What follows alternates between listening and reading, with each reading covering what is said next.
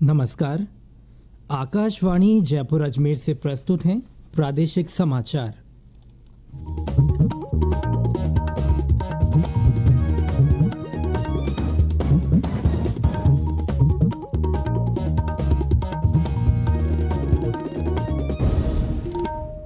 मुख्य समाचार।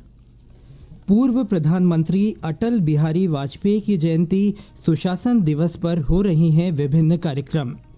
केंद्रीय कृषि और किसान कल्याण राज्य मंत्री कैलाश चौधरी ने बाड़मेर में विकसित भारत संकल्प यात्रा के शिविरों का लिया जायजा।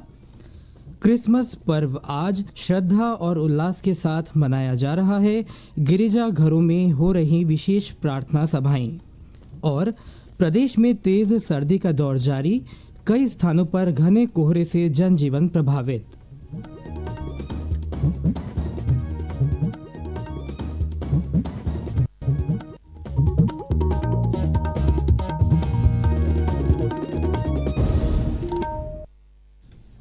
समाचारों के साथ मैं सिद्धार्थ जैन। और अब समाचार विस्तार से। पूर्व प्रधानमंत्री अटल बिहारी वाजपेयी की जयंती आज सुशासन दिवस के रूप में मनाई जा रही है। इस अवसर पर अनेक कार्यक्रम आयोजित किए जा रहे हैं। प्रधानमंत्री नरेंद्र मोदी ने ट्वीट कर पूर्व प्रधानमंत्री श्री वाजपेयी को नमन किया है। उन्होंने लिखा कि वे सदैव राष्ट्र निर्माण को गति देने में लगे रहे। अटल जयंती के अवसर पर प्रधानमंत्री आज सुबह 11 बजे मजदूरों को समर्पित कार्यक्रम में इंदौर की हुकुमचंद मिल के कार्यकर्ताओं को वर्चुअल रूप से संबोधित करेंगे। हुकुमचंद मिल के करीब 5000 श्रमिकों को 224 करोड़ रुपए की राशि मिलेगी। इन मजदूरों का भुगतान 30 साल से ज्यादा समय से लंबित है। इधर मुख्यमंत्री भजनलाल शर्मा ने अटल जयंती पर प्रदेशवासियों को शुभकामनाएं दी हैं। मुख्यमंत्री ने कहा कि श्री वाजपेयी ने प्रधानमंत्री पद पर रहते हुए विकास और जनकल्याण को सबसे ऊपर रखकर काम किया। स्वर्गीय वाजपेयी ने सदैव सुशासन को प्राथमिकता दी। इसी कारण उनके जन्म दिवस को सुशासन दिवस के रूप में मनाया जाता है।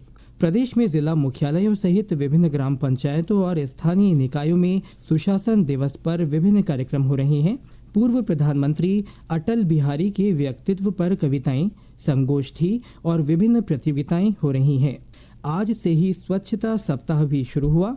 इस दौरान सार्वजनिक स्थानों पर सामूहिक श्रमदान किया जाएगा। प्रदेश भाजपा कार्यालय में भी सुशासन दिवस मनाया जा रहा है। अगले साल होने वाले लोकसभा चुनाव के मद्देनजर चुनाव आयोग का सर्टिफिकेशन कार्यक्रम शुरू हो गया है। इसी कड़ी में सभी जिला निर्वाचन अधिकारियों को आयोग की ओर से नई दिल्ली में ट्रेनिंग दी जा रही है।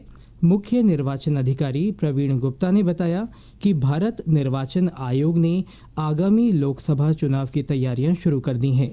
श्री गुप्ता ने बताया कि जिला निर्वाचन अधिकारियों को 3 अलग अलग चरणों में प्रशिक्षण दिया जा रहा है। पहला चरण 20 और 21 दिसंबर को संपन्न हुआ। अगला चरण 26 और 27 दिसंबर को होगा। तीसरा और अंतिम चरण 28-29 दिसंबर को आयोजित होगा। प्रदेश भाजपा अध्यक्ष सीपी जोशी ने कल करणपुर में भाजपा प्रत्याशी सुरेंद्र पाल टीटी के समर्थन में जनसभा को संबोधित किया। उन्होंने लोगों से प्रधानमंत्री की गारंटी में विश्वास जताने की अपील की। केंद्रीय कृषि और किसान कल्याण राज्य मंत्री कैलाश चौधरी ने विकसित भारत संकल्प यात्रा के तहत कल बाड़मेर जिले के बालोतरा में विभिन्न गांवों का दौरा कर शिविरों का जायजा लिया। उन्होंने ज्यादा से ज्यादा लोगों से केंद्र सरकार की कल्याणकारी योजनाओं का लाभ लेने का आह्वान किया।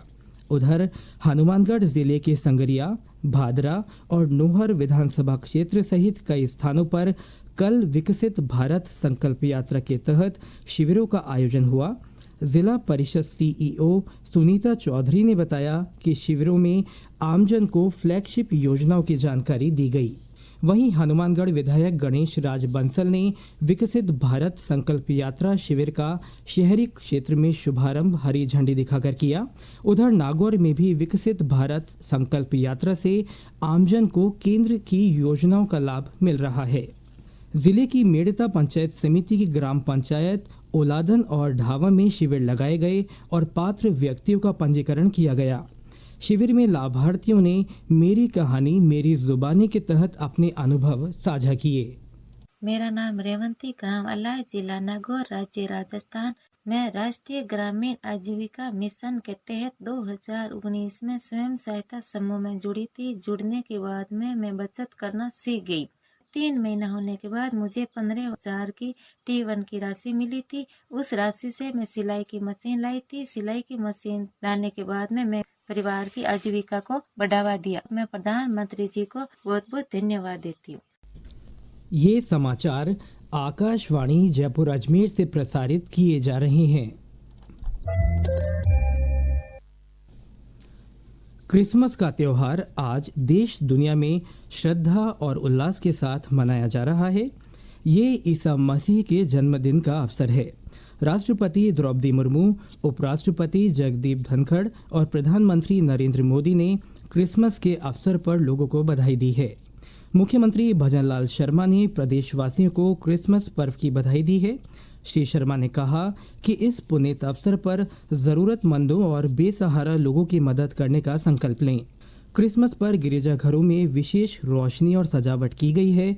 झुंझुनू के लिटिल फ्लावर चर्च में देर रात प्रभु यीशु के जन्मदिन के कार्यक्रम शुरू हुए। सांता क्लॉज ने बच्चों को उपहार भेंट किए। टोंक, सवाई माधोपुर, भरतपुर में भी गिरजाघरों में विशेष प्रार्थना सभाएं आयोजित की जा रही हैं। वहीं प्रभु यीशु के मानवता के मार्ग पर चलने का संदेश दिया जा रहा है। लोग एक दूसरे को क्रिसमस पर्व की बधाई और शुभकामनाएं दे रहे हैं। सवाई माधोपुर से हमारे संवाददाता ने बताया कि रणथंभौर में क्रिसमस पर्व मनाने बड़ी संख्या में सैलानी पहुंच रहे हैं। क्रिसमस पर्व को लेकर जिले में श्रद्धाभाव और हर्षोल्लास का माहौल है। इस अवसर पर गिरजाघरों में आयोजित विशेष प्रार्थना सभाओं में उपस्थित धर्मावलंबियों ने जिंगल बेल सहित अन्य कैरोल गीत गाए, केक काटा और यीशु के जन्म की खुशियां मनाई। मुबारकबाद देने के साथ ही उपहार भेंट किए तथा उनके बताए मार्ग पर चलने का प्रण भी लिया। इस अवसर पर गिरजाघरों में क्रिसमस ट्री सहित रोशनी कर आकर्षक सजावट की गई है। प्रभु यीशु के जन्म, जीवन तथा संदेशों को दर्शाने वाली झांकी सजाई गई हैं। रणथंभौर रोड स्थित छोटे बड़े सभी होटलों में भी देशी विदेशी सैलानी क्रिसमस के रंगों में रंगे नजर आ रहे हैं। यहाँ विभिन्न सांस्कृतिक रंगारंग कार्यक्रम भी आयोजित किए जा रहे हैं। सतीश वर्मा, आकाशवाणी समाचार, सवाई माधोपुर। महाराजा सूरजमल स्मृति दिवस समारोह के दूसरे दिन आज भरतपुर में शौर्य यात्रा निकाली जाएगी, जिसमें स्काउट गाइड, एनसीसी सहित सभी वर्गों के लोग शामिल होंगे। समारोह के बारे में और ब्यौरा हमारे भरतपुर संवाददाता से।